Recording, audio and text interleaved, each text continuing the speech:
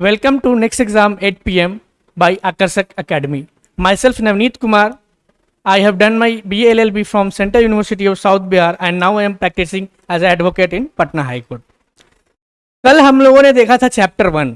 वो चैप्टर 1 एक तरीके का प्रिलिमिनरी था। उसमें हमने देखा था कि लॉ कैसे बना, कहाँ से आया, उसका हिस्टोरिकल बैकग्राउंड क्या था और कब लागू हुआ, कहाँ कहाँ लागू है और बहुत सारा डिफिनेशंस इस सब के बारे में हम लोगों ने कल डिस्कशन किया। इसके बाद आता है चैप्टर 2 जो कि आपको दूसरे फैकल्टी बताएंगे और मेरा फोकस होगा चैप्टर 3 पर। तो आज का जो लेक्चर का जो ये मोटिव है कि इस चैप्टर 3 में जो भी चीज़ें हैं जिसका कि हेडिंग से ही पता चलता है, licensing of conductors of stage carriers. तो इसके बारे में और इसके डिटेल्स, उनको कब लाइसेंस मिलता है, क्यों ज़रूरत है, कैसे मिलता है, कब ग्रांट होगा, कब रिफ्यूज़ल होगा, किस किस आधार पर रिफ्यूज़ल होगा, किस किस आधार पे उनको दोबारा रिन्यू नहीं होगा, इन सबों के बारे में जानने का कोशिश करेंगे। और ये जितने भी इसमें ग्राउंड्स आएंगे वो हर लेवल पर आपको MCQ के लिए बहुत ही इंपॉर्टेंट हो जाएगा।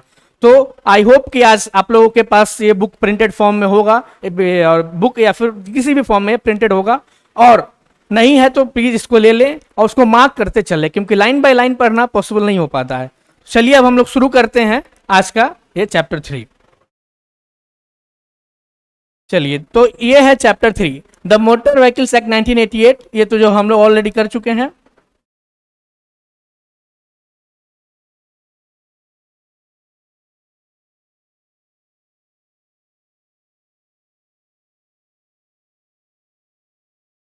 यस, हाँ,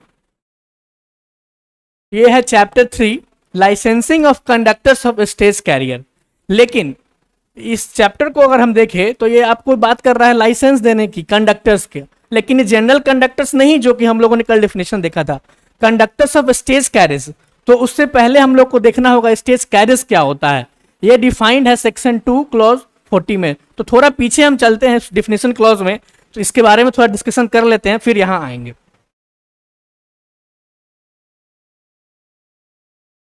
अच्छा, तो हम उसके बारे में डिस्कशन आपको बता देते हैं। वो सेक्शन 2 क्लॉज 40 में है और 240 बताता है कि क्या है स्टेज कैरियर। स्टेज कैरियर में बहुत ज़्यादा चीज़ें नहीं है। Stage carrier means a motor vehicle constructed or adapted to carry more than 6 passengers. तो स्टेज कैरियर में क्या होता है कि 6 या उससे ज़्यादा लोग उसमें जाएं एक दूसरे जगह पर, तो उसी को बोला, यानी कि 6 से कम, यानी कि 5 या उससे कम जितने भी होंगे उसको हम स्टेज कैरियर्स नहीं बोलेंगे। तो मोर than 6 passenger excluding the driver, ये ड्राइवर के अलावा, फॉर हायर और reward at separate fares paid by or for individual passengers either for the whole journey or for stages of the journey। कि सारे journey के लिए या तो एक लमसम में कोई एक आदमी मिलके दे दे या सब कुछ सेपरेटली दे, जब कुछ जनरली हम लोग पब्लिक ट्रांसपोर्ट में करते हैं, तो उसको हम स्टेज कैरियर बोलते हैं। ये डिफाइंड है सेक्शन 2 क्लॉज 40 में। 2 क्लॉज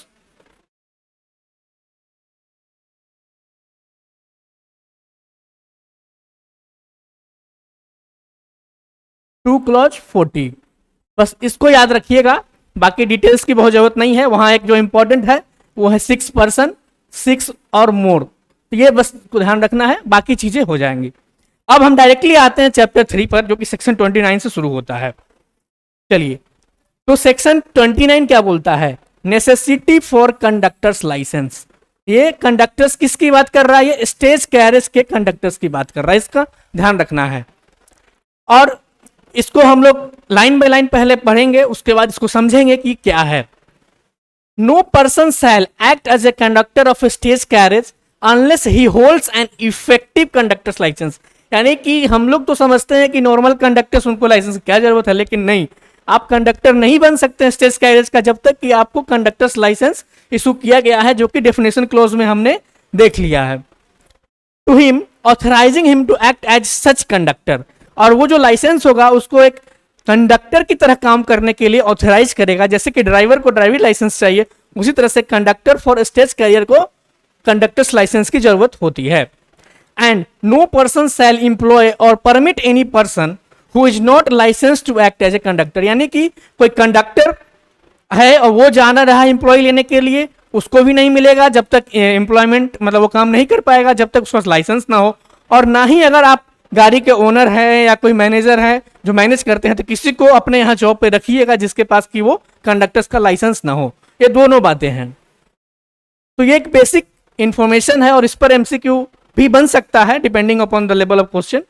अब हम अगर आगे बढ़ते हैं, इसका सेकेंड क्लॉज, इसका जो सेकेंड क्लॉज क्या है, state government may prescribe the condition subject to which subsection 1 shall not apply to a driver of stage carriage performing the function of a conductor or to a person employed to act as a conductor for a period not exceeding 1 month। ये क्या कह रहा है कि state government जो है prescribe कर सकता है कि किस आधार पर हम आपको कंडक्टर का लाइसेंस दे और ना दे।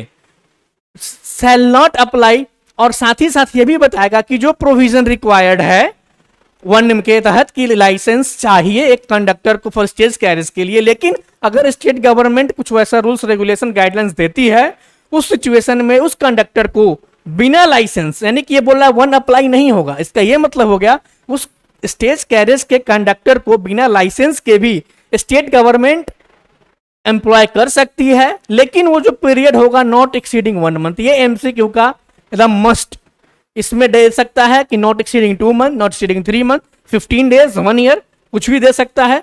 तो ये एक आपका एमसीक्यू का बहुत ही इंपॉर्टेंट पार्ट है कि इन जनरल जो जनरल रूल है की बात करें तो ये कहता है कि बिना लाइसेंस के आप कर नहीं सकते हैं, लेकिन इसका जो दूसरा क्लॉज है वो बताता है कि बिना लाइसेंस के भी स्टेट गवर्नमेंट अगर उसको रेगुलेट करती है, वैसा रेगुलेशन बनाती है, तो बिना लाइसेंस के भी जो स्टेज कैरिज के जो और कैरिज के जो स्टेज कैरिज के जो कंडक्टर्स हैं वो ऑपरेट कर सकते हैं, काम कर सकते हैं, लेकिन वही है कि उनके लिए जो है 1 मंथ से ज्यादा का पीरियड नहीं होगा।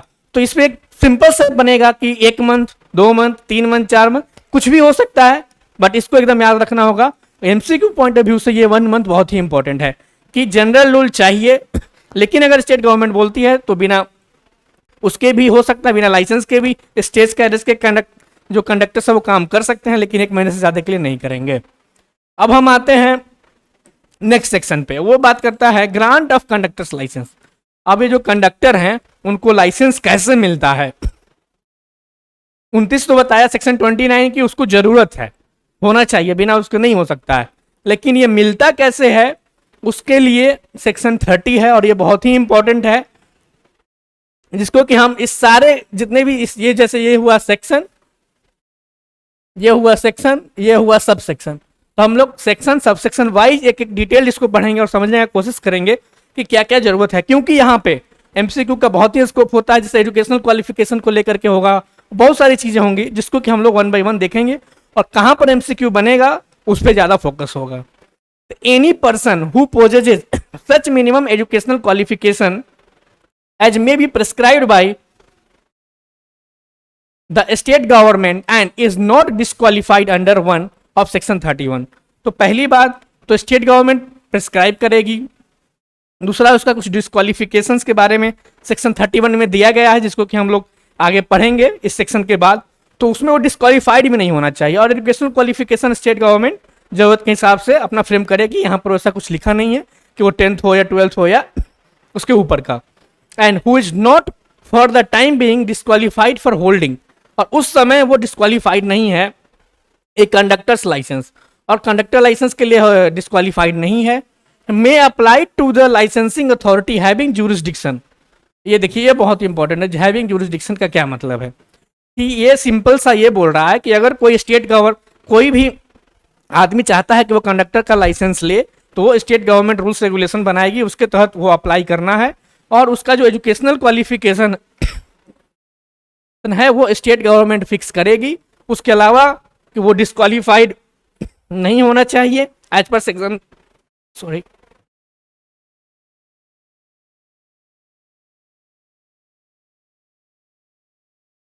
ओके, तो वो डिस्क्वालिफाइड नहीं होने चाहिए एज पर सेक्शन 31, और ना ही फॉर द टाइम बीइंग। ये जनरली टर्म यूज होता है, कुछ लोग कैसे कन्विक्ट हो गए कोई आदमी, तो वो जनरली उनको किसी भी चीज के लिए नहीं होता है, वो ना कॉन्ट्रैक्ट कर सकते हैं ना ही कुछ कर सकते हैं, कुछ मोरल टर्पिट्यूड जैसा ऑफेंस होता है, जैसे कि कोई रेप हो गया, इस तरीके का ऑफेंस का कोई कन्विक्टेड पर्सन है जिसको सजा हो चुका है, तो वो लोगों को जनरली डिस्क्वालीफाई कर दिया जाता है बहुत सारी चीजों से।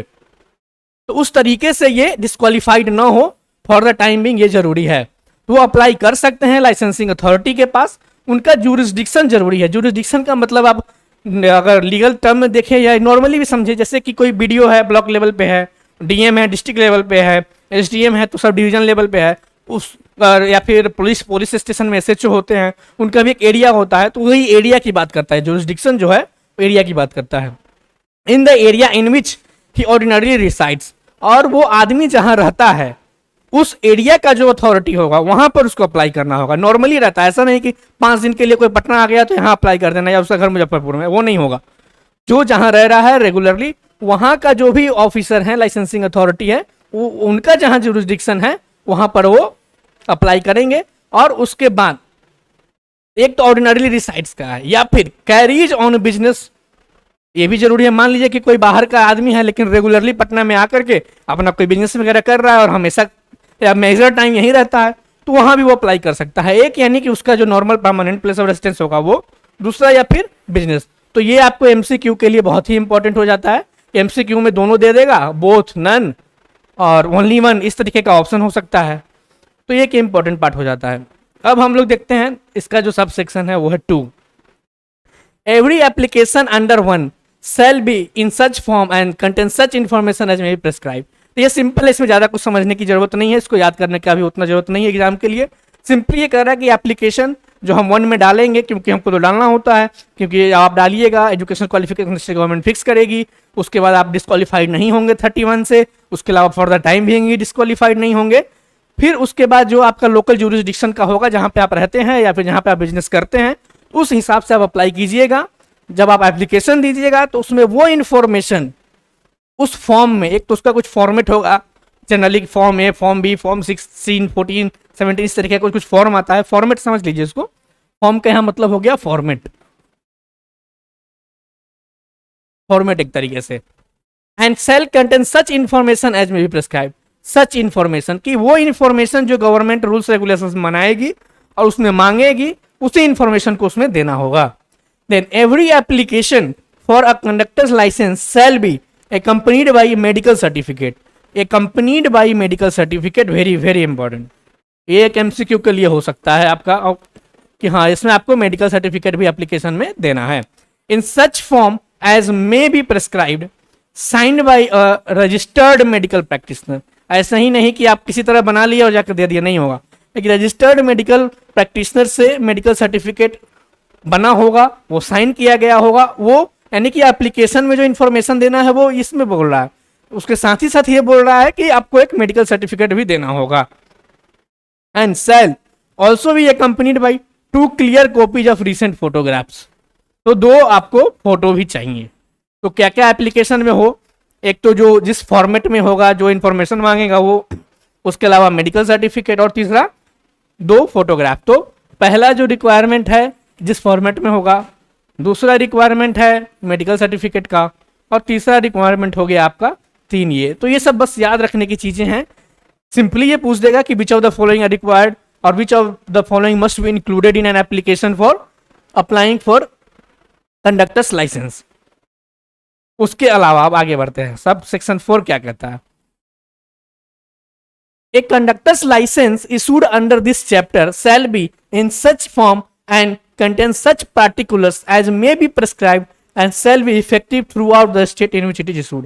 तो ये बाकी चीजें तो खैर नॉर्मल है, सच सच उसके इंपॉर्टेंस की जरूरत उतना नहीं है, लेकिन ये थ्रू आउट द स्टेट, यानी कि स्टेट गवर्नमेंट ही कर रही है, ये सेंट्रल गवर्नमेंट के नहीं कर रही है। तो जिस स्टेट में इशू हुआ है उसी स्टेट में वो अप्लाई होगा और उसी स्टेट के लिए वो हर जगह वैलिड होगा। तो इसको आपको ध्यान रखना होगा। उस यह कंडक्टर्स लाइसेंस की बात हो रही है। तो contain such particulars as may be prescribed and shall be effective throughout, वो उस स्टेट में आप कहीं भी जाएं वो उसका वैल्यू सेम होगा।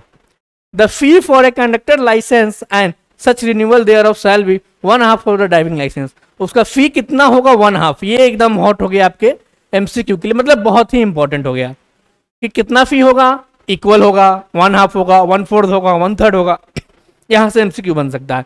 इस सेक्शन का, इस सब सेक्शन का मेन यही है कि कितना होगा, 1/2 ऑफ द ड्राइविंग लाइसेंस। ये एकदम याद रखिए, बस उससे ज्यादा कोई जरूरत नहीं है। अब हम आते हैं disqualifications for the grant of conductors licence. ये सेक्शन 31 है। तो अभी तक हम लोग देखे सेक्शन 29, उसमें बोलता है कि जरूरत है। 30 में बोलता है सेक्शन 30 में कि हम लोग कैसे अप्लाई करेंगे, कहाँ अप्लाई करेंगे, क्या क्या कंडीशंस होंगे, कब कब मिलेगा, कैसे मिलेगा, उसका इफेक्ट कहाँ तक होगा और उसका फी वगैरह क्या होगा, वो हम लोग देखें। इससे 2-3 MCQ के लिए तो आप रेडी रहिए। एग्जाम में भी 1-2 आ सकता है और प्रैक्टिस में भी अगर आपको मिलेगा MCQ तो इससे मिलेगा ही मिलेगा। अब हम लोग आते हैं सेक्शन 31। ये बात करता है disqualifications for grant of conductors licence. ये तो बहुत ही इंपॉर्टेंट पार्ट है कि किस किस ग्राउंड पर आपको डिस्क्वालीफाई कर दिया जाएगा। मतलब आप एप्लीकेशन लेकर के तो गए, आपके अपने अनुसार तो लगा कि सारी चीजें हम दे रहे हैं, फिर भी आपके एप्लीकेशन को डिस्क्वालीफाई कर दिया, मतलब आपको एलिजिबल ही नहीं माना जाएगा। वो क्या क्या ग्राउंड होगा, और ये ग्राउंड MCQ के लिए बहुत ही इंपॉर्टेंट होगा, तो उस पर हम लोग फोकस करते हैं। क्या है disqualification for grant of conductor licence? No person under the age of 18 years shall hold और टू बी ग्रांटेड, यानी कि आप 18 साल से कम हैं। अंडर का मतलब हो गया 18, लेस देन 18 ईयर्स, यानी कि आप 18 साल से कम हैं तो आप कंडक्टर लाइसेंस के लिए तो जा ही नहीं सकते। तो ये पहला डिस्क्वालिफिकेशन, पहला ग्राउंड कि under the age of 18 years, ये एकदम मस्ट। इसको 1 by 1 मार्क करते जाइए और उसको लिखते जाइए, या फिर बुक है तो उसमें करते जाइए, ताकि ये आपको बहुत काम आएगा।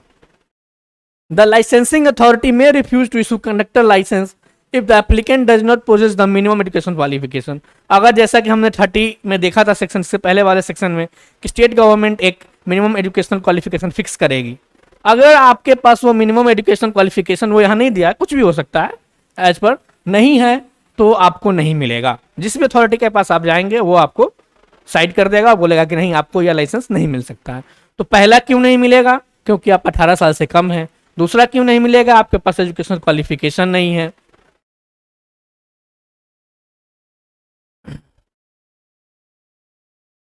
If in the medical certificate produced by the applicant discloses that he is physically unfit to act as conductor, मान लीजिए कि आपने जो मेडिकल सर्टिफिकेट दिया वो रिक्वायर्ड था एज पर सेक्शन 30, अब उसमें बोलता है कि आप मेडिकली फिट हैं ही नहीं कि आप गाड़ी को चला सकते हैं या कंडक्टर बन सकते हैं, कंडक्टर लाइसेंस आपको मिल सकता है, इस तरीके का कह दिया कि नहीं आप अनफिट है, यानी कि मेडिकली अनफिट हो जाते हैं। इसको शॉर्ट में कहा जा सकता है मेडिकली अनफिट। फिजिकली अनफिट भी याद रखिए, वो ज़्यादा सही होगा क्योंकि ये यहाँ यूज हुआ है। तो ये आपका ग्राउंड हो गया तीसरा ground, to act as a conductor. तो ये तीसरा ग्राउंड क्या हो गया? तो पहला ग्राउंड क्या था? पहला ग्राउंड था कि आप 18 साल से कम है। दूसरा ग्राउंड एजुकेशन क्वालिफिकेशन नहीं है। तीसरा ग्राउंड हो जाएगा कि फिजिकली अनफिट है as per the medical certificate जो आपने सेक्शन 30 में सबमिट किया था। If any previous conductors licence held by the applicant was revoked, और मान लीजिए कि पहले आपको कभी कंडक्टर लाइसेंस मिला था और उसको रिवोक कर दिया गया, मतलब एक तरीके से कहा कैंसिल कर दिया गया, मतलब मिला था लेकिन वो बाद में गड़बड़ हो गया किसी भी कारण, बस कि आपने कुछ झूठा इन्फॉर्मेशन दिया था या कोई भी कारण हो सकता है, उस आधार पर अगर वो पहले रिवोक हो चुका है तो ये चार ग्राउंड हो गया आपको कि क्यों ये जो है आपको जो कंडक्टर्स लाइसेंस डिस्क्वालीफाई कर दिया जाएगा, मतलब आपको मिलेगा ही नहीं। कैंसिलेशन और डिस्क्वालिफिकेशन या रिवोकेशन में अंतर क्या है कि डिस्क्वालिफिकेशन है कि आप शुरू में ही आपको साइड कर दिया जाता, नहीं दिया जाता है, लेकिन रिवोकेशन और कैंसिलेशन की जब बात आती है आपको मिल चुका है लेकिन बाद में कुछ वैसा कंटिजेंसी होता है जिस कारण से आपको वो कैंसिल किया जा रहा है या रिवोक किया जा रहा है, वो दोनों सेम टर्म्स हैं। अब हम लोग आते हैं, तो ये बहुत ही सेक्शन जो 31 है एक आप बहुत ही एकदम इंपॉर्टेंट में मोस्ट इंपॉर्टेंट आप कह सकते हैं। पहला ग्राउंड क्या था इसमें? तो 18 ईयर्स वाला। दूसरा ग्राउंड एजुकेशनल क्वालिफिकेशन वाला। तीसरा ग्राउंड फिजिकली अनफिट हैं एज पर द सर्टिफिकेट। और चौथा ग्राउंड कि प्रीवियसली आपको मिला था लेकिन वो रिवोक कर गया। तो ये चारों है, इस पे तो MCQ मस्ट है सेक्शन 31 पे। और हाँ, ये जो सेक्शन 29, 30, 31 हमने बताया उसका जो मार्जिनल हेड होता है, जैसे कि किसी भी सेक्शन का आप यहाँ से लेकर के जैसे ये देख रहे हो यहाँ तक, ये डैश से पहले तक जो पार्ट है उसको मार्जिनल हेड कहा जाता है। तो डायरेक्टली आपसे मार्जिनल हेड भी पूछ कर लिख देगा और बोलेगा कि which of this section provides this. तो ये एक बेसिक्स है, सिंस ये आपका एक ही लॉ मेजर लॉ पेपर है तो ये तो आपको नंबर वाइज याद करना ही होगा, क्योंकि जब एक ही पेपर से क्वेश्चन पूछना है तो वो ज़्यादा अंदर भी जा सकते हैं कुछ क्वेश्चंस के लिए, और ये आपके लिए मिनिमम क्वालिफाइंग है। तो बेसिक क्वेश्चंस जहाँ तक पॉसिबल है हम लोग एमसीक्यू करके फॉर्म में आपको दे ही रहे हैं, फिर भी कुछ एफर्ट आपको भी लगाना होगा और इन सबको याद भी करना होगा। बाकी जितना ज़्यादा कीजिएगा उतना ज़्यादा लीडिंग पे रहिएगा, क्योंकि बाकी पेपर तो लगभग सब कर लिए होंगे, जो होगा यही पेपर डिसाइड करेगा। तो आपको इस पर फोकस करना होगा। और ये तो लगभग मेजर जिस जिस सेक्शन को हम यहाँ डिस्कस कर रहे हैं, सब तो नहीं होगा क्योंकि सबको जरूरत नहीं है, बट जिस जिसका कर रहे हैं उसका अंदर के साथ साथ मार्जिनल हेड को भी एकदम अच्छे से क्लियर कट हो जाए। अब हम आते हैं नेक्स्ट सेक्शन पे। अब ये है revocation of conductors licence on ground of disease और डिसेबिलिटी। एक ये ग्राउंड हो गया, जैसे अभी 29 में हम गए कि हमें जरूरत है, होने चाहिए, स्टेट गवर्नमेंट कुछ सिचुएशन में बिना लाइसेंस के भी कंडक्टर्स को अलाउ कर सकता है काम करने के लिए, और वो है कि 1 महीने से ज़्यादा का नहीं होगा। ये हमने सेक्शन 29 में देखा। सेक्शन 30 में देखा कि क्या क्या ज़रूरत है, क्या क्या डॉक्यूमेंट्स चाहिए और क्या क्या उसके अलावा सपोर्टिव में चाहिए, मेडिकल सर्टिफिकेट वगैरह, तो वो अप्लीकेशन देने के लिए। 31 में है किस किस आधार पर आपको देने से मना कर दिया जाएगा, मतलब आप अप्लाई करेंगे लेकिन आपको साइड कर दिया जाएगा। अब 32 आता है रिवोकेशन। ये जो टर्म रिवोकेशन है जो कि अभी हम आपके साथ डिस्कस किए हैं, रिवोकेशन का मतलब ही होता है कि आपको एक बार मिल तो गया, बाद में उसे वापस लिया जा रहा है या कैंसिल किया जा रहा है, उसको जैसे समझ लीजिए। तो पहला जो ग्राउंड है उसको लेने का वो है, उसके हेडिंग से ही क्लियर है कि on the ground of disease और डिसेबिलिटी। लेकिन डिजीज तो कुछ भी, बुखार, फीवर, सर्दी खांसी कुछ भी हो सकता है, तो नहीं, तो वो सब बेसिक चीजें नहीं, उसको हम जब डिटेल पढ़ेंगे तो उसमें पता चलेगा कि, और क्या पता चलता है उसको हम लोग अब देखते हैं तो और क्लियर होगा। A conductors licence may at any time be revoked by any licensing authority if that authority has reasonable grounds. क्या रीजनेबल ग्राउंड्स, ये एक ऑप्शन हो सकता है आपके एमसीक्यू का। To believe that the holder of the licence is suffering from any disease, देखिए any disease और disability which is likely to render him permanently unfit. कोई वैसा डिजीज नहीं, सर्दी खांसी बुखार ये सब नहीं, कुछ वैसा डिजीज जैसे किसी का पैर टूट गया, किसी का हाथ कट गया, या कुछ थोड़ा सीवियर टाइप का जिससे कि वो पॉसिबल नहीं हो कि वो काम कर सके। तो लाइकली टू मतलब ऐसा नहीं है कि उसको अभी कट ही गया है, कुछ ऐसा हो गया कि कल को जैसे कि कैंसर हो गया किसी को, या कुछ हो गया किसी पैर वैर में, उसको काटना पड़ सकता है इन फ्यूचर। तो ये लाइकली टू का मतलब ये नहीं कि अभी ही है, लेकिन इन फ्यूचर कुछ समय में वो हो जाएगा। ये मतलब पूरा 99% वाली बात आप कह सकते हैं, 100% नहीं, बट 99% हाँ ये होगा। Permanently unfit to hold such a licence and where the authority revoking a conductors licence is not the authority which issued the same, it shall intimate the fact of such revocation to the authority which issued the license। और साथ ही जो authority अगर revoke कर रही है वो authority same नहीं थी जो उसको आपको ग्रांट की थी, तो उस अथॉरिटी की ये ड्यूटी है जो रिवोक कर रही है। अभी मान लीजिए कि किसी एक्स ऑफिसर ने आपको ग्रांट किया था या किसी एक्स अथॉरिटी ने आपको ग्रांट किया था और ये वाई अथॉरिटी आपको रिवोक कर रही है, ऐसा हो सकता है कि वैसा रूल्स हो, तो उस सिचुएशन में इस वाई अथॉरिटी को जो बाद में आया है, जो आपको रिवोक कर रहा है, वो एक्स जो पहले आपको ग्रांट किया है उसको बताएगा, इंटीमेट करेगा कि हमने इस पर्टिकुलर मिस्टर एबीसी को के जो लाइसेंस मिले थे कंडक्टर्स स्टेज कैरियर के कंडक्टर्स के लिए, उसको हम रिवोक कर रहे हैं। Not the same shall intimate of the fact. और यहाँ जो सेल टर्म का यूज होता है उसका मतलब है कि एकदम कंपलसरी है, बताना ही है। और कहीं कहीं देखेंगे कि मे टर्म का यूज होता है, उसका है कि मतलब ऑप्शनल होता है, वो कर भी सकता है और नहीं भी कर सकता है, लेकिन यहाँ सेल टर्म हुआ है मतलब कंपलसरी है। Intimate the fact of such revocation to authority which issued that license. लेकिन देखिए इसमें कुछ प्रोवाइडेड है, आपको यहाँ प्रोवाइडेड मिलेगा। ये प्रोवाइडेड को हम लोग सिंपल टर्म में समझ सकते हैं एक्सेप्शन। मतलब कि ये जो जनरल रूल हमने अभी देखा 32 में डिजीज वगैरह के आधार पर कि जो ऐसा कि जिससे उनको अनफिट किया जाए, उनको रिवोक कर दिया जाएगा उनके लाइसेंस को। लेकिन नहीं, कुछ चीजें होंगी या कुछ प्रोवाइडो का मतलब ही हो जाता है कि जनरल रूल है उससे थोड़ा हट के है, कुछ एक्सेप्शंस के फॉर्म में। That before revoking any license the licensing authority shall give the person holding such license a reasonable opportunity of being heard. ये जो है reasonable opportunity of being heard, इसको हम लोग लॉ में के टर्म्स में यूज करते हैं नेचुरल जस्टिस, नेचुरल जस्टिस का मतलब होता है, हम सिंपली ज़्यादा जाएंगे नहीं, एक दो वर्ड बता देते हैं। एक चीज़ है कि कोई भी आदमी अपने ही केस में जज नहीं हो सकता है। दूसरा है कि जब तक कि आप दोनों पार्टी या सारे पार्टी को सुन ना ले तब तक आप कोई डिसीजन ना ले। ये दो चीज़ें नेचुरल जस्टिस का होता है। तो ये जो दूसरा वाला पार्ट है ये उसी से रिलेटेड है, reasonable opportunity of being heard, यानी कि जब तक उसको आप सुन नहीं रहे हैं कि हम आपको इस आधार पर आपके लाइसेंस को रिवोक कर रहे हैं, उसको समय नहीं दे रहे हैं अपने आप, जो आप हो सकता है ऑफिसर से कुछ गलती हो जाए या कुछ डॉक्यूमेंट मिस हो गया हो या आदमी सही हो, तो उस आधार पर उसको एक समय दिया जाएगा कि नहीं, हाँ आप ये कीजिए, आप इतना समय दिया जाता है, आप अपने बस एक तरीके से कहा जा सकता है कि हम आपके चीज़ों को डिस्क्वालीफाई क्यों ना करें वो आप हमें एक्सप्लेन कीजिए।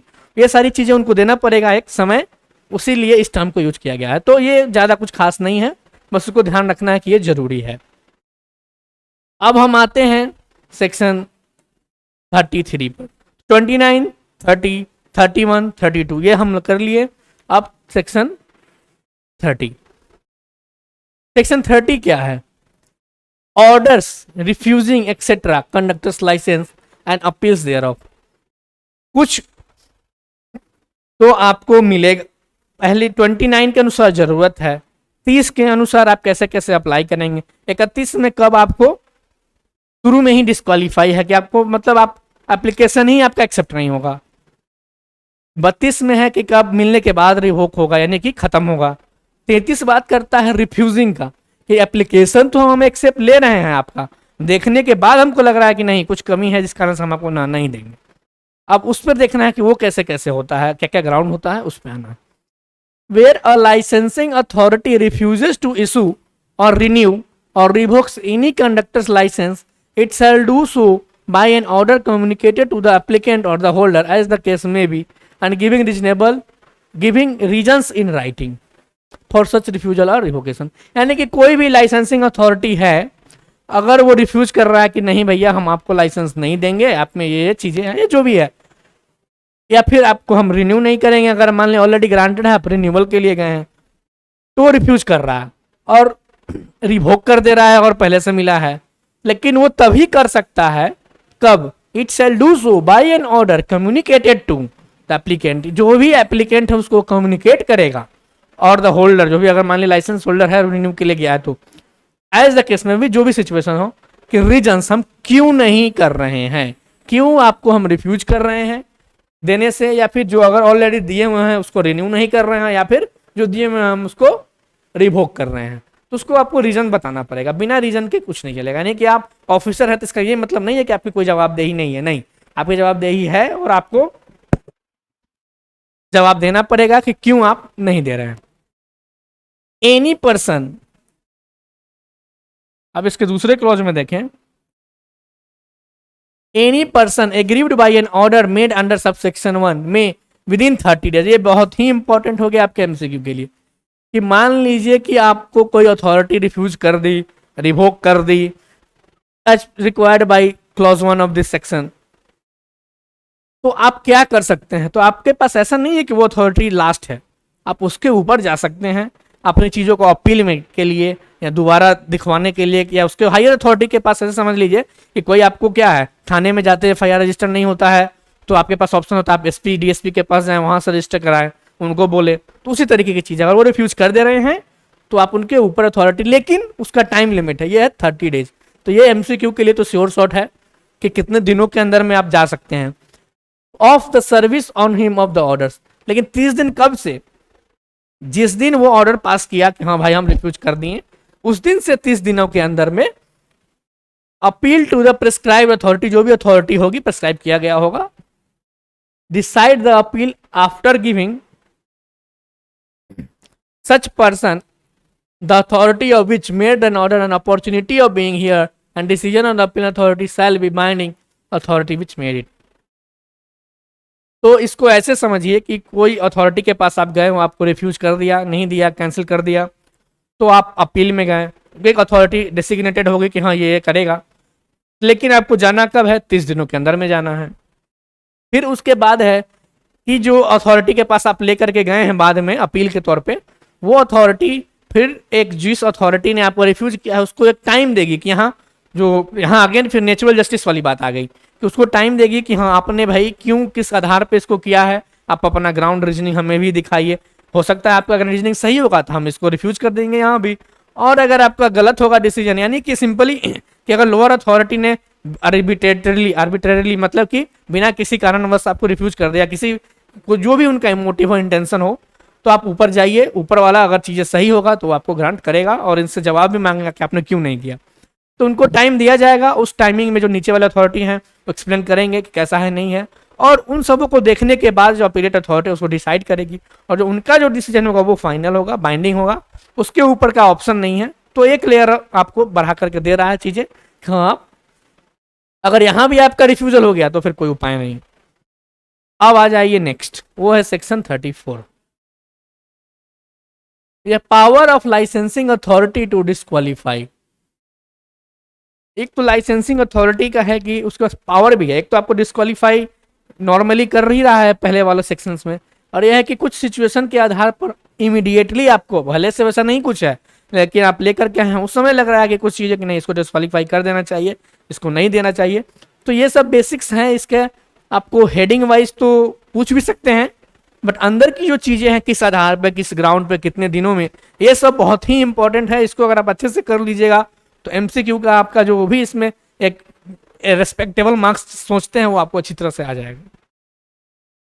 Power of licensing authority to disqualify, if any licensing authority of opinion that it is necessary to disqualify. क्या है? ओपिनियन है, ये नेसेसरी है डिस्क्वालीफाई करने के लिए। The holder of the conductor licence for holding or obtaining such a licence on account of its previous conduct, उसका कुछ वैसा प्रीवियस कंडक्ट था, तो ये ग्राउंड हो गया उसका पहला ground, previous conduct as a conductor, कि मान लिया वो पहले कंडक्टर था और वो कुछ गड़बड़ किए हुए था, उस आधार पर अभी फिर उसको डिस्क्वालीफाई किया जा सकता है as a conductor. It may for reasons to be recorded make an order to, लेकिन आपको देखिए कोई भी चीज़ यहाँ देख रहे हैं आपको, रीजंस, अपॉर्चुनिटी, ये आपको शो कर रहा है नेचुरल जस्टिस। ऐसा नहीं है कि वो ही सब कुछ है और उसके नीचे का कुछ नहीं है, जी नहीं, उनको भी जवाबदेही है, उनको भी रीजंस लिखने होते हैं। तो उस आधार पर वो ऑर्डर दे देंगे कि डिस्क्वालीफाई करने का, कि that person for specified period, कुछ पीरियड के लिए, लेकिन ये भी जरूरी है। और वो पीरियड क्या होगा? Again MCQ, not exceeding 1 year. इसको एकदम मार्क कर लीजिए अच्छे से, मतलब क्लियरली कि ये आ रहा है। उधर 30 डेज, यहाँ 1 ईयर। आप किसी को डिस्क्वालीफाई कर रहे हैं तो 1 साल के तक के यही मैक्सिमम कर सकते हैं, उससे ज़्यादा नहीं। 1 महीना, 2 महीना, 10 महीना, 12 महीना मैक्स, उससे ज़्यादा नहीं। For holding or obtaining a conductor licence, लेकिन अगेन प्रोवाइडेड है यहाँ कि before disqualifying the holder of a licence the licensing authority shall give the person holding a licence a reasonable opportunity. इसको तो अब मुझे नहीं लगता समझाने की जरूरत है, सिंपली कि आप उसको समय दे, ऐसे ही हवा में ही उसको डिस्क्वालीफाई ना करें। तो मैक्सिमम आप डिस्क्वालीफाई कर सकते हैं 1 साल के लिए, वो भी आपको रीजनेबल अपॉर्चुनिटी देने होंगे डिस्क्वालीफाई करने से पहले। अब इसके दूसरे क्लॉज में आते हैं, तो इसका एमसीक्यू का आप क्लियर हो गया, ये 30 दिन 1 ईयर वाला। Upon the issue of any such order, एक बार ऑर्डर पास हो गया कि हाँ भाई हम इसको डिस्क्वालीफाई कर दिए, तब क्या होता है? Upon the issue of any such order the holder of the conductors license shall forthwith surrender the license. जैसे ही ऑर्डर पास होता है तो फोर्थविथ का यहां मतलब है इमीडिएट, एकदम तुरंत में, जैसे ही आपको पता चला आपको जाकर के जो भी अथॉरिटी है उसके सामने अपने लाइसेंस को सरेंडर कर देना होगा। To the authority making the order, जो भी ऑर्डर पास कर रहा है वहीं पर और कहीं नहीं। If the license has not already been surrender, यानी पहले से अगर सरेंडर है तो कोई बात ही नहीं है। अगर अभी आपके पास है, ऑर्डर आया है, तो आप जाइए और उस अथॉरिटी के बाद सरेंडर कर दीजिए। And the authority shall keep the license until disqualification has expired और बी रिमूव्ड, और वो अथॉरिटी अपने पास ही रखेगा, यानी अब वो उसकी जवाबदेही हो जाएगी जब तक कि वो पीरियड, मान लीजिए, क्योंकि तो देखे ही हैं 1 साल से ज़्यादा का पीरियड होगा नहीं, हो सकता है 10 दिन का हो, 20 दिन का हो, महीने भर का हो, 6 महीने का हो, जितने भी पीरियड का होगा वो एक्सपायर कर जाएगा। और या फिर मान लीजिए डिस्क्वालिफिकेशन को किसी ऑर्डर से इमीडिएटली हटा दिया जा रहा है, तब तक के लिए वो रखेगा। अब हम इसके थर्ड सेक्शन में, सब सेक्शन में देखें, where the authority disqualifying the holder of a conductors licence under this section is not the authority which issued the licence, it shall intimate the fact of such disqualification to the authority which issued the same. Again यहाँ पर same चीजें हैं जो इसके पहले वाले section में था कि जो अथॉरिटी आपके डिस्क्वालीफाई कर रही है किसी भी ग्राउंड पर, वो अथॉरिटी नहीं है जो आपको पहले दी थी लाइसेंस। सपोज उस सिचुएशन में क्या है कि उस अथॉरिटी को आपको इंटीमेट करना पड़ेगा। अगर आप एक ऑफिसर हैं जो डिस्क्वालीफाई कर रहे हैं किसी को, तो जो दूसरा जो इशू किया था उसको आपको इंटीमेट करना होगा कि हाँ हमने इस पर्टिकुलर पर्सन की अथॉरिटी का जो लाइसेंस है, कंडक्टर्स लाइसेंस, उसको हमने डिस्क्वालीफाई कर दिया है और इसको इतने दिनों के लिए किया है, ये सारी चीज़ें। फिर हम आते हैं इसके अगले जो सबसेक्शन है वो, any person aggrieved by the order made under the subsection 1, यानी कि उसी का डिस्क्वालिफिकेशन हो जाता है। सेम चीजें आपको इसके पहले 33 में भी था, वहां अपील को लेकर के, इसमें भी वही है कि subsection 1 within 30 days of service on him of the order appeal to the prescribe authority which shall decide the appeal after giving such person or the authority which made the order and opportunity of being. Same चीजें है जो section 33 में था वही section 34 में है। और यहाँ पर जो सबसे इंपॉर्टेंट है वो आपका बन जाता है अगेन, तो अपील का दोनों ही सेक्शन में ये बहुत ही आसान भी हो जाएगा याद करने के लिए, कितने दिनों में करना है, तो ये 30 डेज के लिए, तो ये दोनों से एमसीक्यू बन सकता है। तो आपके पास ऑप्शन 30 दिन, 15 दिन, 25 दिन, 50 दिन, इस तरीके का कुछ भी हो सकता है, और ये 30 दिन डालना है। तो ये अपील के लिए, यानी कि एग्रीव्ड है, आप सफरर हैं, आपको लगता है कि नहीं और भी हमको मौका मिलना चाहिए, तो आपको ये मिलेगा। अब फिर वही है reasonable opportunity of being heard दीजिएगा, उसके बाद ही होगा। अब अभी तक जो हमने देखा वो तो अथॉरिटी के पास पावर थी, वो आपको डिस्क्वालीफाई करेगा, रिफ्यूज करेगा, रिवोक करेगा, कैंसिल करेगा, जो भी। लेकिन सिर्फ अथॉरिटी ही नहीं, कोर्ट के पास भी पावर होता है कि आपको डिस्क्वालीफाई करे। ठीक है, तब कोर्ट किस आधार पर डिस्क्वालीफाई करती है, क्यों करती है, उसको हम लोग देखते हैं। तो इससे बेसिक जो क्वेश्चन बनेगा कि courts power to disqualify is given under which section, तो सेक्शन 35। ये तो एकदम मस्ट है, इसको जरूर करिएगा, इसका तो नंबरिंग एकदम मस्ट।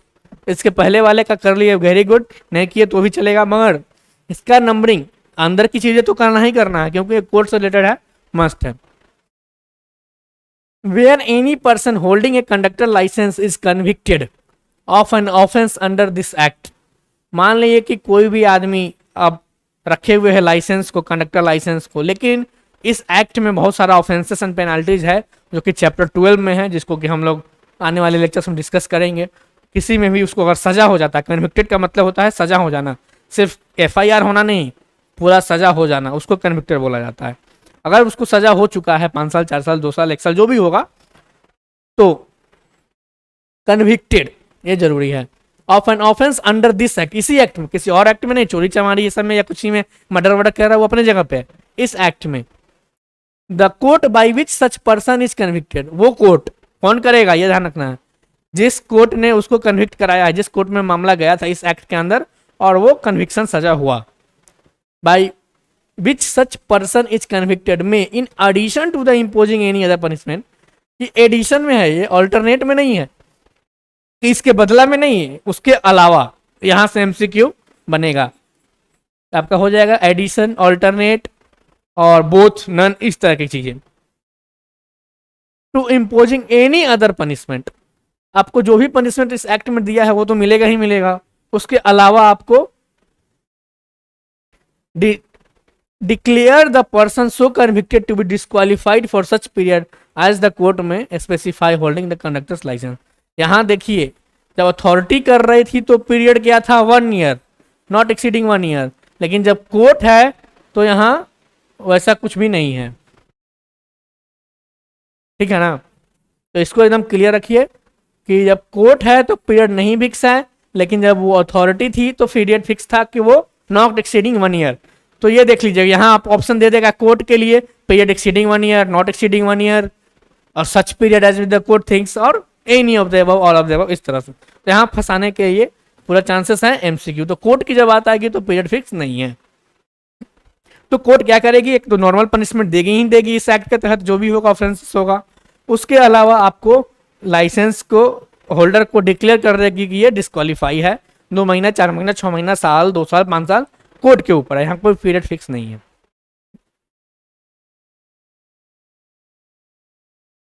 अब आते हैं court to which an appeal lies from a conviction. लेकिन अब कोर्ट भी नहीं ऐसा है कि वो फाइनल है। कोर्ट में भी बहुत सारे हायरार्की होते हैं, लोअर कोर्ट होते हैं, हाई कोर्ट होते हैं, सुप्रीम कोर्ट होते हैं। लोअर कोर्ट में भी मजिस्ट्रेट कोर्ट होता है, एडीजे कोर्ट्स होते हैं, डिस्ट्रिक्ट जज के कोर्ट्स होते हैं। तो जो कोर्ट आपको कन्विक्ट किए हैं, तो ऐसा नहीं कि वो फाइनल है, आप वहाँ उसके ऑर्डर को, उनके ऑर्डर के भी आप अपील में जा सकते हैं। The court to which an appeal lies from any conviction of an offence under this act में सेट असाइड और वेरी, जहां आप नॉर्मली अपील के लिए जाते हैं इस एक्ट के तहत कोई भी ऑफेंस होता है तो ऑब्वियसली अपील का ऑप्शन दिया जाता है इन जनरल, तो वो हायर कोर्ट्स को ही मिलता है, उसके जो ऊपर का कोर्ट होता है उसी को। तो वो कोर्ट क्या करेगी, जब आप अपील में जाएंगे तो सेट असाइड कर सकता है। तो यहाँ भी एमसीक्यू बनेगा कि भाई वो what things can be done by the appellate court, या फिर when a person is aggrieved, उस तरह से करके पहला सेट असाइड कर सकते हैं। दूसरा, very any order of disqualification made by the court. मान लीजिए कि कोई लोअर कोर्ट जो भी उसको आपको कन्विक्ट किया है उसके ऑर्डर को चेंज कर सकता है। पहला तो पूरी तरह से हटा सकता है, मतलब खत्म ही कर देगा कि नहीं आपको मिलेगा, उनका जो ऑर्डर था उसका कोई मतलब नहीं है, वो हम खत्म करते हैं। दूसरा, उसमें कुछ बदलाव कर सकते हैं। And the court to which appeal ordinarily lies from such court में सेट असाइड और vary any order of disqualification made by that court, notwithstanding that no appeal lies against the conviction in connection with such order was made. अगर normally appeal का provision directly नहीं भी दिया हो तब भी आप जा सकते हैं हाई अथॉरिटी के पास। तो मेन इसका इंपॉर्टेंट हो जाता है कि क्या कर सकते हैं, सेट असाइड और वेरी, ये आपके एमसीक्यू के लिए इंपॉर्टेंट हो जाता है। तो अब तक हम लोग देखे 29, 30, 31, 32, 33, 34 एंड 35। अब हम एक बार देखते हैं इस सब में क्या क्या था। बेसिक 29 में था कि कंडक्टर्स लाइसेंस क्यों जरूरी है। 30 में हम लोग देखें कि कंडक्टर लाइसेंस के एप्लीकेशन जब हम देते हैं तो क्या क्या जरूरत है, रिक्वायरमेंट है। 31 में देखे कि किस किस आधार पे आपको डिस्क्वालीफाई किया जाता है। 32 में कि देने के बाद रिवोक किया जाता है। 33 में कि किस आधार पर आपको देने से मना किया जा रहा है, यानी कि डिस्क्वालिफिकेशन और रिफ्यूजिंग में थोड़ा सा अंतर है। डिस्क्वालिफिकेशन है कि एप्लीकेशन ला ही नहीं पाइएगा, और रिफ्यूजिंग का मतलब ले तो आए लेकिन देखने के बाद स्क्रूटनाइज करने के बाद लगता है कि वो आपको नहीं मिलना चाहिए। फिर 34 देखे, power of licensing authority to disqualify. ये लाइसेंसिंग अथॉरिटी आपको डिस्क्वालीफाई कभी भी कर सकती है, माने कि कोई ऐसा ग्राउंड जो पहले से था तब तो आपको मिलेगा ही नहीं, तब तो वो डील हो जाएगा आपको 32 में ही, 31 में ही। लेकिन 34 में आता है कि उस दौरान कुछ पता चलता है उस आधार पे भी। और 35 में देखे कि power of court to disqualify. अब कोर्ट आपको कैसे डिस्क्वालीफाई करेगी, तो कोर्ट आपको डिस्क्वालीफाई करेगी उसके लिए हम लोगों ने देख लिया है। और जब डिस्क्वालीफाई करेगी तो एक जो कन्विक्शन है उसके अलावा आपको लाइस डिस्क्वालीफाई कर देगी उस पीरियड के लिए जो कोर्ट को लगेगा। यहाँ पीरियड फिक्स नहीं है, ये बहुत ही इंपॉर्टेंट है और ये एमसीक्यू के लिए बहुत ही इंपॉर्टेंट है। अब हम लोग नेक्स्ट बढ़ते हैं आगे, और इसके आगे क्या है, certain provisions of chapter 2 to apply to conductor license. तो चैप्टर 2 में कुछ प्रोविजंस हैं जिसको कि दूसरे फैकल्टी डिटेल में डिस्कस कर रहे हैं, उसका वीडियो भी आपको आज मिल जाएगा। तो उसके रिगार्डिंग है, तो कुछ प्रोविजंस सिंस वो वहाँ पर ड्राइवर लाइसेंस को लेकर के प्रोविजंस है तो चीज़ें यहाँ भी आ जाएगा, ड्राइवर लाइसेंस और लर्नर लाइसेंस के लिए वहाँ है तो उसी तरह से आपको इसमें भी आएगा। और सिंस आपके पास बुक अगर है तो आप सेक्शन किस किस सेक्शन की बात कर रहा है ये, certain provisions of chapter 2 to apply in conductor license, the provision of sub section 2 of section 6। यानी कि सेक्शन 6 में क्या दिया है, एक बेसिक हम बस उसका मार्जिनल हेडिंग पढ़ रहे हैं, डिटेल वहां आपको मिलेगा। सेक्शन 6 में क्या है, restrictions on holding of driving license, यानी कि ड्राइविंग लाइसेंस अगर आप होल्ड कर रहे हैं तो किस तरीके का रिस्ट्रिक्शंस लगाया जाएगा, वो सेक्शन 6 की बात करता है। दूसरा है सेक्शन 14, 15 एंड 23। तो सेक्शन 14 किसकी बात कर रहा है, तो सेक्शन 14 बात कर रहा है आपको currency of licenses to drive motor vehicles. Currency of licenses to drive motor vehicles, ये कुछ हैं चीजें, डॉक्यूमेंट्स एक तरीके का उस आधार पे है। 15 की बात आती है, 15 में है renewal of driving license, driving license renew कैसे होता है, वो सारी चीजें इसमें भी लगेंगी। यानी कि ये जो है जिस चैप्टर में हम लोग अभी डील कर रहे हैं, इसके कैरेज के लिए जो है कंडक्टर्स की जो बात है, लाइसेंस ऑफ स्टेज कैरेज, उसमें भी ये सारी चीजें लगेंगी जो normal driving license, learner license system में लगता है। रिन्यूअल ऑफ लाइसेंस, फिर उसके बाद इसमें है सेक्शन 23, सेक्शन 24 एंड 25। तो सेक्शन 23 किसकी बात करता है, ये मैं बस इसलिए रीड आउट कर दे रहा हूँ थोड़ा समझ में आए, बाकी अब वहाँ अच्छे से डिस्कस किया जाएगा, तो उसमें आप देख सकते हैं सारे सेक्शंस नए डिस्कस किए जाए, जो जरूरत होगा वो जरूर किया जाएगा। इफेक्ट ऑफ डिस्क्वालिफिकेशन ऑर्डर, जो डिस्क्वालिफिकेशन ऑर्डर वहाँ भी है चीज़ें, वो आएंगे तो उसका क्या इफेक्ट होगा। इंडोर्समेंट की चीज़ें होती हैं 24 में, और फिर 25 में आपका आता है transfer of endorsement and issue. ये सब चीज़ें उतना इंपॉर्टेंट नहीं एग्जाम पॉइंट ऑफ व्यू से, तो बस एक दिया है नाम, इसलिए हम इसको रेफर कर लिए हैं, बट एग्जाम के लिए बहुत ज़्यादा मगअप करने की और ज़्यादा फोकस करने की जरूरत नहीं है इसमें। चलिए अब हम लोग इसको फिर आते हैं सेक्शन 36 पे, डिटेल में अब इसको करते हैं।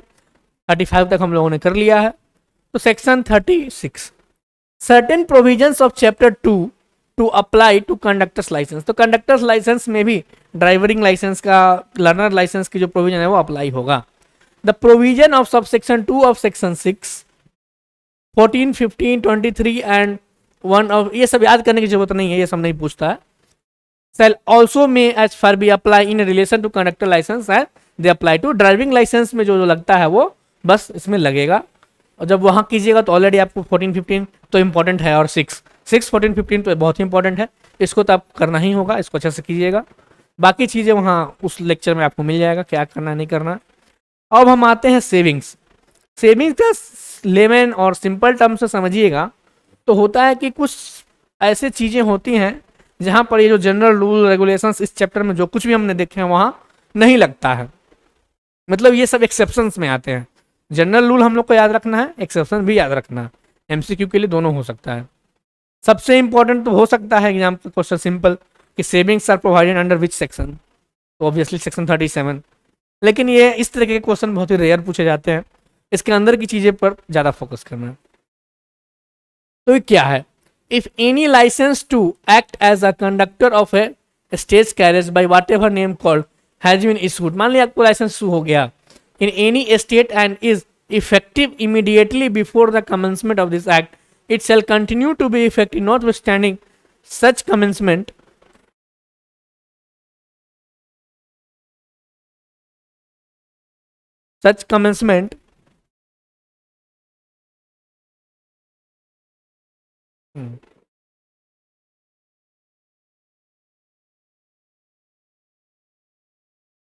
it shall continue to be effective notwithstanding such commencement for the period for which it would have been effective if this act had not been passed, and every such license shall be deemed to be a license issued under this chapter and the chapter has been forced on the date on which the license was issued। बस इसको पढ़ लीजिए, इसको exam point of view से याद करने की जरूरत नहीं है। इसमें अगर कोई चीज़ याद करना है तो सिंपली ये किस सेक्शन में है, उसके अलावा इस सेक्शन की कोई ज़रूरत नहीं है। इसके आगे भी एक दो सेक्शंस हैं जिसका बहुत ज़्यादा इंपॉर्टेंस नहीं है एग्जाम पॉइंट ऑफ व्यू से, इसलिए उस पर बहुत ज़्यादा फोकस करने की ज़रूरत नहीं है। फिर भी एक बार हम इसको देख ले रहे हैं, पढ़ भी ले रहे हैं और एक्सप्लेन भी करने का हम पूरा कोशिश करेंगे। Power of state government to make rules.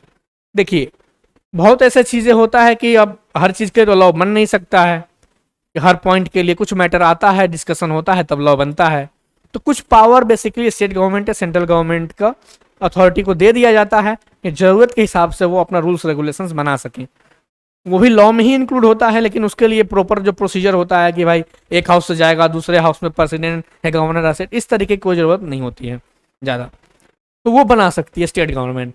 State government may make rules for the purpose of carrying into effect the provisions of this chapter without prejudice to the generality for the foregoing power such rules may भी provide for. तो वो जो rules बनाएगी state government वो किस किस चीज़ों के बारे में बताएगी।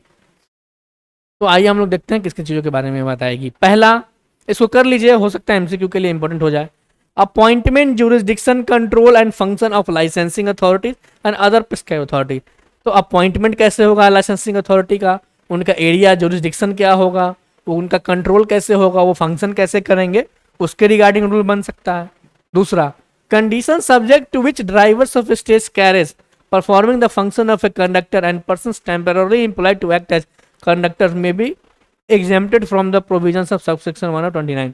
तो जैसा कि हमने देखा था कि सबसेक्शन 29 का जो दूसरा क्लॉज था वो इसके एग्जाम्पशन की बात करता है और उसमें स्टेट गवर्नमेंट बनाएगी, वहाँ लिखा हुआ था, तो वही सेक्शन 38 से रिलेट हो रहा है कि लेकिन उसके लिए है कि 1 मंथ से ज़्यादा के लिए वो नहीं हो सकता, बोले 1 मंथ सॉरी,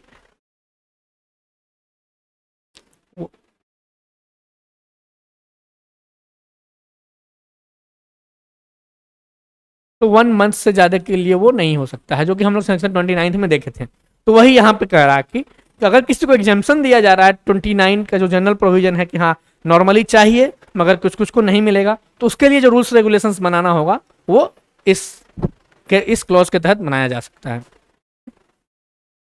तीसरा, the minimum educational qualification of conductors, their duties, functions and conduct. Simply वहां भी हम लोग भी देखा था कि सेक्शन 30 में कि मिनिमम एजुकेशन क्वालिफिकेशन फिक्स कर दिया जा सकता है, और 31 में देखे थे कि अगर वो नहीं होगा तो आपको डिस्क्वालीफाई भी किया जा सकता है, तो वो फिक्स करेगी again state government minimum education qualification. चौथा, द फॉर्म ऑफ एप्लीकेशन, कैसा फॉर्म होगा, क्या फॉर्मेट होगा वो। पांचवा, form in which conductor license में भी इशूड। आप तो अप्लाई करने के लिए, ये तो हो गया अप्लाई करने के लिए किस फॉर्म में कीजिएगा, ये होगा कि आपको लाइसेंस मिलेगा उसका क्या फॉर्मेट होगा, उसकी बात ये कर रहा है। इस पर भी स्टेट गवर्नमेंट रूल बना सकती है। उसके अलावा the issue of duplicate license, duplicate license मान लीजिए भुला जाता है तो आप जाते हैं उसके लिए to replace the license lost, destroyed और म्यूटिलेटेड। म्यूटिलेटेड का मतलब वही एक तरीके से इस तरह फटचिट जाना कि वो सही दिखे ना। द रिप्लेसमेंट ऑफ फोटोग्राफ्स वगैरह, ये सब के लिए भी रूल्स बना सकती है। ये सब चीज़ें हैं कि बेसिक याद रखिए, बहुत ज़्यादा फोकस करने की जरूरत नहीं है, क्योंकि आपका इस पे जो एमसीक्यू बनेगा उसके मैक्सिमम का answer all of the above ही होगा, क्योंकि 2-3 दे देंगे all of the above, both ना, इस तरीके की चीज़ें होंगी, 2 हो 3 हो, इस तरीके की चीज़ें होंगी। रेयरली होगा कि 4-5 दे दे, कोई एक वैसा दे दे जो कि इसमें ना हो और उसमें पूछा जाए विच of the following is not, तो वहाँ पर ये थोड़ा टेक्निकल हो जाता है। 1-2 आ भी सकता है, बट हम लोग एक बार तो देख ही रहे हैं, इसको आप बार बार देखिएगा जब तक पॉसिबल, जितना तक पॉसिबल हो। The conduct and hearing of appeals that may be preferred under this, किस तरह से अपील वगैरह को हियर करना है उसके लिए रूल्स रेगुलेशन बनाया जा सकता है। फी क्या होगा, कितना चाहिए नहीं चाहिए, रिफंड कितना मिलेगा अगर मान लीजिए आपको नहीं मिल पाता है तो। Provided that no fee fix fixed 25 rupees, ये जरूरी है कि आपको जो फी होगा वो 25 रुपये, ये एक एमसीक्यू का हॉट हो गया, बहुत ही इंपॉर्टेंट। जो फी होगा वो 25 रुपये से ज़्यादा नहीं होगा एज पर दिस लॉ, जो भी फी होगा 25 से ज़्यादा नहीं होगा उस लाइसेंस का। लेकिन ये टाइम टू टाइम रिवाइज भी होते रहता है, तो लेटेस्ट पर जरूरत नहीं है, सिंस यही एक्ट आ रहा एग्जाम में तो इतना से काम चल जाएगा, इसी को बस ध्यान में रखना है। The badge and the uniform to be worn by conductor, उनका यूनिफॉर्म वगैरह क्या होगा, ये सब सिंपल है, ज़्यादा टेक्निकल है नहीं कि हम उसमें ज़्यादा समय दें। Stage carriage and fees to be paid in respect of such batches, batch के लिए क्या फी देना होगा, बहुत सारी चीज़ें। The grant of the certificate कैसे होगा, to subsection 3 of 30 by registered medical practitioner, medical practitioner जो सर्टिफिकेट देंगे वो कैसा होगा, किस तरीके का होगा, उसके regarding. Condition subject to which the extent to which conductor license issued in another state shall be effective, हाँ किस आधार पर है कि जनरली क्या है इस स्टेट में मिला है यहीं पे अप्लाई होगा, लेकिन कुछ कुछ वैसा हो सकता है कंडीशंस जिस आधार पर है कि वो दूसरे स्टेट में भी इफेक्टिव हो। फिर उसके बाद आते हैं the communication of the particulars of the conductors license from one authority to the other authority, एक दूसरे को कैसे कि जनरली क्यों, ये इसका रेफरेंस है कि हम लोग देखे थे 2 जगह कि जब हम अपील में जाते हैं कि कोई, या फिर उसके पहले ही अगर कोई रिफ्यूज करता है, सेम अथॉरिटी नहीं होता है, तो पहले वाले को बताना पड़ता है जो ग्रांट किया था कि हाँ भाई हम इसका रिफ्यूज करना है या इसको डिस्क्वालीफाई करना है, तो उसके लिए। और एनी अदर मैटर्स में भी। तो ये टोटल कितने हो गए, 10, 11, 12, टोटल 12 है, बट आप इसको जितना पॉसिबल हो उतना पढ़ ले, 1-2 बार पढ़ ले, उससे क्लियर हो जाएगा, क्योंकि एमसीक्यू में चीज़ें दिया होता है तो आपको समझ में आ जाएगा जब आप सॉल्व करेंगे। यहाँ पर आपका ये जो है चैप्टर 3 जो है वो एंड होता है। चैप्टर 3 में जो इंपॉर्टेंट सेक्शंस की अगर हम बात करें, ये बेयर एक्ट आप लोगों के पास होप की होगा या प्रिंटेड फॉर्म में होगा। सेक्शन 29 बहुत ही इंपॉर्टेंट है, इसको एक बार हम रिवाइज कर लेते हैं बस 2-3 मिनट में, एक से सारे चीज़ों को जो जो इंपॉर्टेंट है।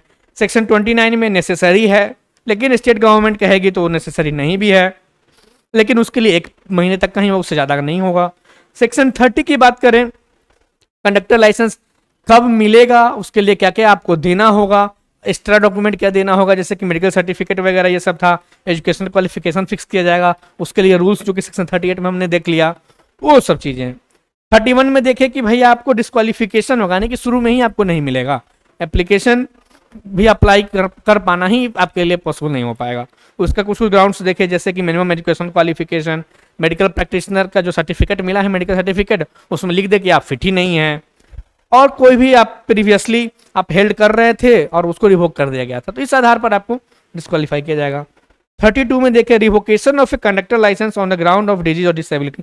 हेडिंग से ही काफ़ी है, लेकिन ये डिजीज हमने डिस्कस किया था कि वो जो डिजीज होगा वो नॉर्मल डिजीज की बात नहीं है, वैसा डिजीज जिससे कि आपको अनफिट किया जाए। फिर orders refusing etcetera conductors license and appeals, तो वो जो भी आएगा उसके आधार पर आप अपील में जाएंगे और बहुत सारी चीज़ें होंगी। अब हम लोग आते हैं section 34, A power of licensing authority. अब ये लाइसेंसिंग अथॉरिटी को डिस्क्वालीफाई करने की पावर थी, तो इसमें एमसीक्यू के सबसे इंपॉर्टेंट था कि वो 1 साल से ज़्यादा के लिए नहीं कर सकता है, मैक्सिमम पीरियड के लिए डिस्क्वालीफाई कर सकता है वो 1 साल। तो यहाँ भी अपील की बात थी कि आप अपील में जा सकते हैं, उस अथॉरिटी जहाँ आपको लगता है कि उसका जो हायर है मेनली वो डेसिग्नेटेड होते हैं, और वहीं पे आप जा सकते हैं, और वो भी जो लोअर वाले अथॉरिटी है उनको सुनेंगे, अपॉर्चुनिटी देंगे, उसके बाद डिसाइड करेंगे और फिर वो फाइनल हो जाएगा। उसी तरह से कोर्ट के पास भी है पावर के, वो कोर्ट भी आपको डिस्क्वालीफाई कर सकती है।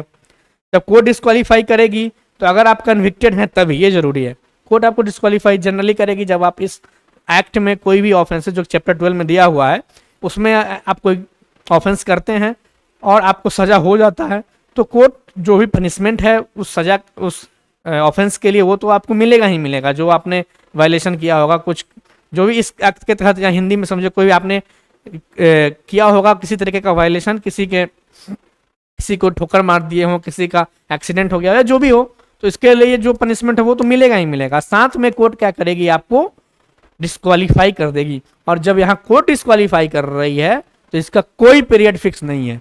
ये एमसीक्यू के लिए मोस्ट इंपॉर्टेंट, हम कह सकते हैं कि ये मोस्ट इंपॉर्टेंट पार्ट है कि कोर्ट कितने दिनों के डिस्क्वालीफाई कर सकती है। एक आएगा 1 मंथ, एक आएगा 6 मंथ, एक आएगा 12 मंथ, एक आएगा no limit, as such period as the court thinks fit, इस तरह से करके, तो यहाँ ऑप्शन डी हो जाएगा। फिर 36 में देखें कि कुछ प्रोविजंस है जो चैप्टर 2 का, जो ड्राइवर लाइसेंस को ड्राइविंग लाइसेंस जब मिलता है तो लगता है, वही इसमें भी लगेगा, जो कि वहाँ के सेक्शन 6 तक क्लॉज 2 थे। सेक्शन आपका वहाँ 15 है, 14 है, 23 है, 24 है, 25 है, तो ये आपको बस बेसिक ध्यान रखना है। 37 में देखिए सेविंग्स, तो इसके पास मार्जिनल हेड काफ़ी है, इसके अलावा किसी चीज़ की कोई ज़रूरत नहीं है 37 में। और 38 में किन किन चीज़ों पे स्टेट गवर्नमेंट के को दिया गया है कि वो रूल बना सकती है, तो वो बना सकती है बहुत सारी चीज़ें, जैसे कि अपॉइंटमेंट अथॉरिटी का, उसका जुरिडिक्शन कंट्रोल, कंडीशंस जिसमें है कि आपको परफॉर्म करना है काम को, उसके अलावा है कि किस किस सिचुएशन में बिना लाइसेंस के भी आप काम कर सकते हो, उसके लिए क्या कंडीशंस होगा, वो मिनिमम एजुकेशनल क्वालिफिकेशन, किस तरीके का एप्लीकेशन होगा जब आप अप्लाई करने जाएंगे, किस तरीके का फॉर्मेट होगा जब आपको लाइसेंस मिलेगा, फिर डुप्लीकेट अगर आपको लेना हो भुला जाता है या डिस्ट्रॉय हो जाता है उस सिचुएशन में क्या प्रोसेस होगा, कैसे अपील को हियर किया जाएगा, सुना जाएगा, पार्टीज को नोटिस वगैरह, ये सारी चीज़ें। बैजेस और यूनिफॉर्म क्या होगा वो कंडक्टर का, जिनको भी इस चैप्टर में मिलेगा। उसके अलावा सर्टिफिकेट कैसे मिलेगा, उसका क्या फॉर्मेट होगा, conditions to which the extent to which the conductor license issued another state. अब आपको यहाँ मिला, दूसरे स्टेट में किस लेवल तक इफेक्टिव होगा, क्योंकि जरूरी नहीं है कि आपको यहाँ मिला तो यहीं होगा, आप कहीं भी हो सकता है, तो किस लेवल तक होगा उसको लेकर के है। फिर उसके बाद आता है एनी अदर मैटर, यहाँ कर दिया एनी अदर मैटर का ओपन एंडेड है, जरूरत पड़ने पर इसमें और भी ऐड हो सकता है। ये बस लिस्ट याद रखिए क्योंकि ये इस पे एमसीक्यू बन सकता है। तो मिला जुला के मेरे समझ से ये चैप्टर कंप्लीट होता है, एंड आई होप कि आप समझ गए होंगे। इसमें मोस्ट इंपॉर्टेंट 29, 30, 31, 32, 33, 34, 35 तक है। उसके बाद 36, 37 एक मार्जिनल हेड काफ़ी है, और जो 38 है वो लास्ट सेक्शन इस चैप्टर का, वो बहुत ही इंपॉर्टेंट है। इसको आप एमसीक्यू के पॉइंट ऑफ व्यू से एक्सपेक्ट कर सकते हैं कि इस पर 2, 3, 4 उससे भी ज़्यादा बन सकता है। इसको 2 बार पढ़ लेंगे तो क्लियर हो जाएगा। और हाँ, जिस सेक्शन को हमने ज़्यादा डिस्कस किया है उसके मार्जिनल हेड को जरूर याद कर ले। 29 का हेडिंग क्या कहता है, सिंपली पूछ सकता है 29 में क्या दिया है, 30 में क्या दिया है, बेसिक, और 2-3 ऑप्शन होगा और उसमें से आपको बनाने होंगे। आई होप कि आपको ये समझ में आया होगा, और ये चैप्टर यहीं ख़त्म होता है। और इसमें हम कोशिश यही किए हैं कि कम से कम समय में ज़्यादा से ज़्यादा चीज़ें आपको दे पाएँ, और इस पर भी आपको जो भी इंपॉर्टेंट एमसीक्यूज होगा वो आपको मिल जाएगा, मटेरियल भी आपको मिल जाएगा। लेकिन मैं आपको फिर भी रिक्वेस्ट करूंगा कि अगर आपको ऑनलाइन भी मिल सकता है, अगर आप नेट पे गूगल पे सर्च करें तो मोटर व्हीकल एक्ट 1988, लेकिन हो सकता है इतना डिटेल और अच्छे से ना दिया हो, लेकिन आप वहाँ से भी सर्च कर सकते हैं। लेकिन इस सबको यहाँ से जो मिलेगा उसको ज़रूर देखें और उसको मार्क करें, और फिर वो सारी चीज़ें सब अच्छा हो जाएगा। और एग्जाम में मैक्स इससे ज़्यादा कुछ नहीं आना है। हाँ, जहाँ भी डिस्क्वालिफिकेशंस, क्वालिफिकेशंस, रिफ्यूज़ल, इस सब का ग्राउंड्स है उसको बहुत ही फोकस करें। इसलिए सेक्शन 29 टू 35 है वो बहुत ही इंपॉर्टेंट है, 38 भी। ठीक है, फिर आज का क्लास हम यहीं ख़त्म करते हैं। And thank you, and hope आपको ये समझ में आया होगा। Thank you.